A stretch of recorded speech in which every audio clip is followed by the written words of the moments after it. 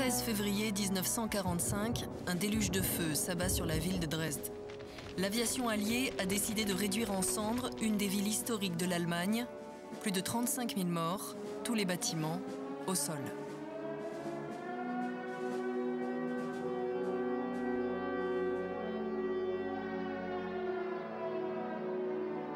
Difficile d'imaginer cette catastrophe lorsque l'on parcourt aujourd'hui les rues de la cité.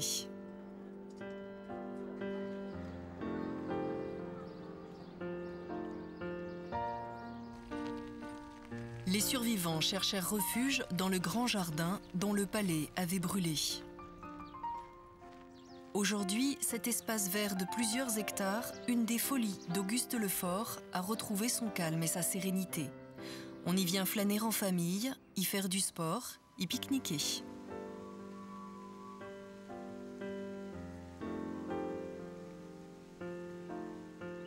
Mais la façon la plus originale de le découvrir est certainement le petit train. Comme du temps de la RDA, en tenue de cheminot, les élèves des écoles dresdoises veillent sur les 5,6 km du parcours. Les arbres centenaires qui ont miraculeusement échappé à la folie de la guerre cachent le palais construit en 1683 en cours de restauration. La première construction de style baroque saxon qui trouva son apogée sous Auguste Lefort.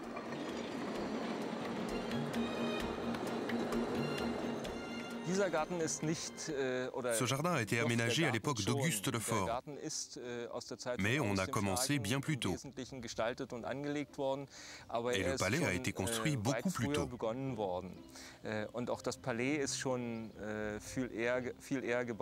Ce domaine, où se trouve le grand jardin, était composé de champs cultivés. Et ici, aux portes de Dresde, on a acheté une très grande surface de terrain, environ 300 hectares.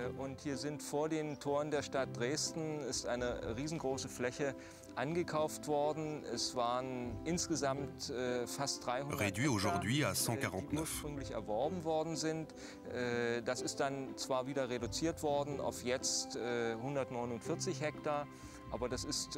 Mais c'est le plus grand jardin de Dresde.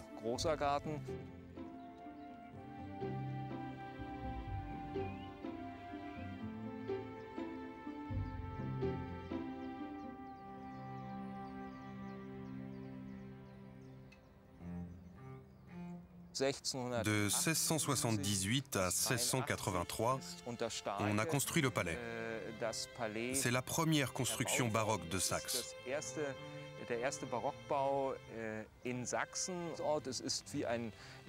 C'est un très grand pavillon entouré de jardins, dont on a utilisé le rez-de-chaussée pour les fêtes. En 1719, des grandes festivités eurent lieu dans presque tout Dresde, et ici dans le grand jardin. Les noces du prince électeur dauphin, le fils d'Auguste Lefort, qui épousa Marie-Joseph, fille de l'empereur. Ce fut la fête de Vénus. Après 1873, un architecte très influent, Frédéric Pouchet, a travaillé ici. Il a entrepris beaucoup de rénovations et de transformations dans le jardin, si bien que le jardin que nous voyons maintenant a une base baroque, réaménagée dans la deuxième moitié du XIXe siècle.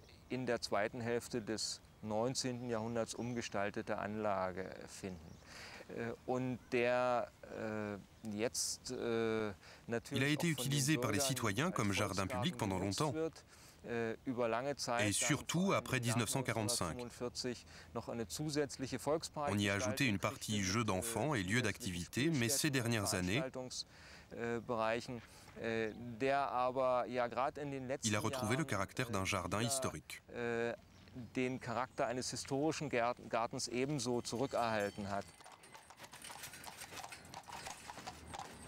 En 1709, Auguste Lefort charge l'architecte Poppermann d'ériger une orangerie le long des remparts de Dresde.